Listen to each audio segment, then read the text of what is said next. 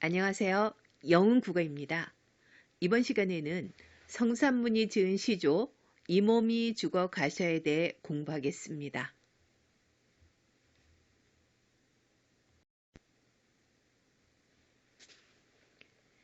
이 몸이 죽어 가셔 무엇이 될꼬 하니 복내산 제일봉에 낙낙장송 되야이셔 백설이 만건곤 할제 독야정청 하리라. 현대어로 풀이를 해보면 이 몸이 죽은 뒤에 무엇이 될까 생각해 보니 복내산 제일 높은 봉우리에 우뚝 솟은 소나무가 되어서 흰눈이 온 세상을 뒤덮을 때 홀로 푸르리라.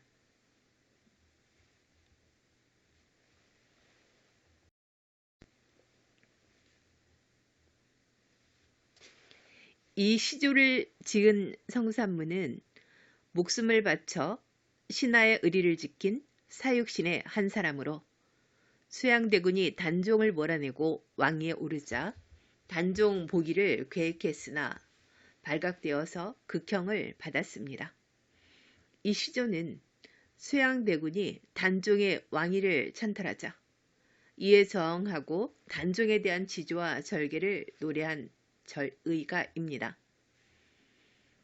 사육신의 한 사람인 성산문이 단종 복위 운동에 실패하고 죽임을 당하게 되었을 때 단종에 대한 충정을 소나무에 비유하여 지은 시조인데요. 화자는 자신이 죽은 후라는 가상적 전제를 바탕으로 시상을 전개하고 있습니다. 세조에 협조하는 무리가 많아서 정치적으로 혼란스러운 상황일지라도 자신은 죽어서까지 소나무가 되어서 절개를 지키겠다는 결연한 의지와 충성된 마음을 표현하고 있습니다.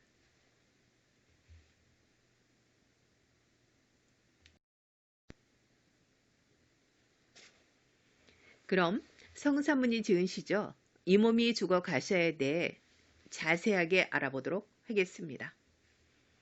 먼저 초장부터 보면 이 몸이 죽어가셔 무엇이 될꼬 하니 이 몸이 죽은 후에 무엇이 될까 생각해 보니 화자는 자신이 죽은 후라는 가상적 전제를 기본 바탕으로 시상을 전개하고 있는데요. 단종에 대한 절개를 지키다 죽은 후에 극한적 사항을 가정해서 설정하고 그리고 비장함과 결연한 태도를 드러내고 있습니다. 충절을 지키기 위해 희생을 감수하려는 화자의 모습을 알 수 있습니다. 다음으로 중장을 보면 복내산 제일봉에 낙낙장송되야이셔 복내산 제일 높은 봉우리에 우뚝 솟은 소나무가 되어서 화자는 죽은 후에 복내산의 가장 높은 봉우리에 소나무가 되고 싶다는 소망을 드러내고 있습니다. 복내산은 여러 가지 의미가 있는데요. 첫 번째 의미는 단종이 유배되어 있던 강원도 영월에 있는 산의 이름이기도 하고 두 번째 의미는 중국의 전설에 등장하는 신선의 땅으로 새 속에 물들지 않은 순수한 공간을 가리키기도 합니다. 당시 시대적 상황으로 본다면 첫 번째 의미가 더 가깝지 않을까 생각합니다.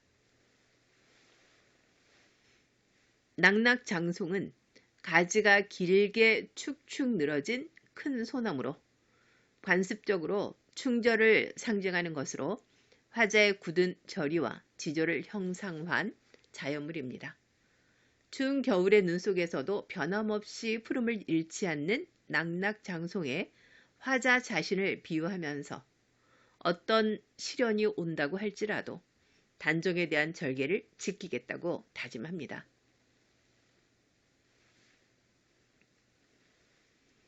마지막 종장을 보겠습니다. 백설이 만건곤 할제 독야청청하리라.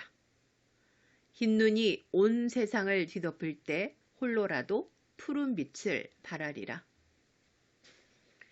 백설은 소나무에게 부담을 주는 시련과 고난의 이미지로 당시 시대적 상황과 연결시켜 본다면 부당하게 왕위를 찬탈한 세조에 협조하는 세력을 가리킵니다.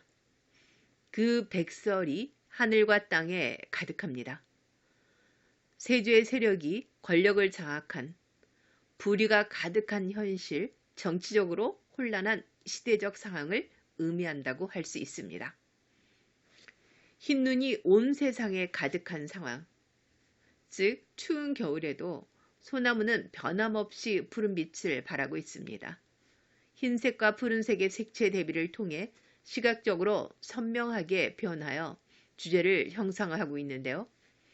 흰색의 이미지는 세조의 무리를 의미하는 부정적인 이미지이고, 푸른색은 지조와 절개를 나타내는 긍정적인 이미지로 세조의 무리가 활개를 칠 때도 자신만은 흰색에 물들지 않고 푸른색을 유지하겠다는 다짐이 드러납니다. 독야 청청은 주제의식을 드러내는 시어로 혼탁한 세태와 시류에 영합하지 않고 홀로 지조와 절개를 지키겠다는 굳은 의지를 나타냅니다. 당시 시대적 상을 본다면 세조가 단종의 왕위를 빼앗은 부정적인 상황에서 죽어서까지 저항하겠다는 태도를 표현하고 있습니다. 정치적인 시련과 고난의 현실 속에서도 굴복하지 않고 단종에 대한 일편단심을 다하겠다는 의지를 드러내고 있는 겁니다. 이 시조의 시상 전개를 보면 초장에서는 자신의 죽음이라는 상황을 설정해서 죽은 후에 무엇이 되고 싶은지 질문을 합니다. 중장에서는 높은 산의 소나무가 되기를 바란다는 대답을 하고, 마지막 종장에서는 그 이유를 밝히는데요. 어떤 고난에서도 변함없는 지조와 절개를 드러내고 싶은 다짐을 표현합니다.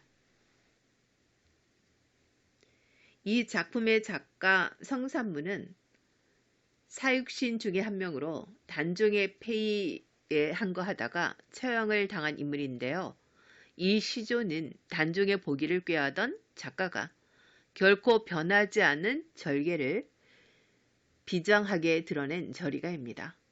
화자는 자신이 죽은 뒤에 소나무가 되어 온 세상이 백설로 가득 차더라도 자신만은 홀로 푸른 빛을 발하겠노라고 다짐합니다. 눈과 소나무라는 상징물을 효과적으로 사용해서 온 세상이 세조를 섬기더라도 자신만은 단종을 변함없이 지키겠다는 일편단심의 지조를 상징적으로 드러냅니다.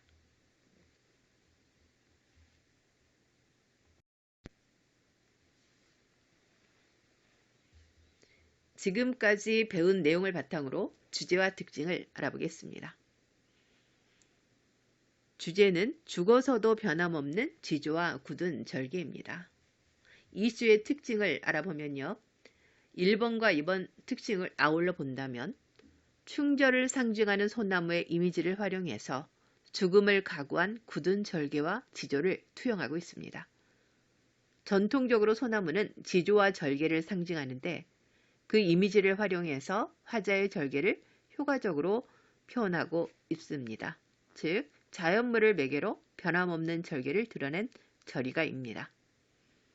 3번 특징을 보면 종장에는 흰색과 푸른색의 색채 대비를 통해 주제를 형상화하고 있습니다.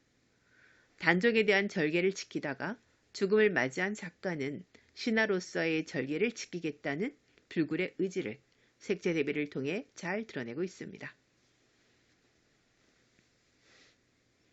네 번째 특징을 보면 유교적 충의 사상을 바탕으로 화자의 충절을 노래하고 있습니다. 조선은 개국 후에 유교적 이념을 통치 사상으로 국가를 운영했는데요. 이로 인해 사대부들은 유교적 충의 사상을 자연스럽게 습득했습니다. 그런데 수양대군이 조카인 단종을 폐위시키고 스스로 왕위를 찬탈하는 것을 보고 불의한 상을 용납할 수 없었던 작가는 죽음을 각오한 충절을 이 시조에서 노래하고 있습니다.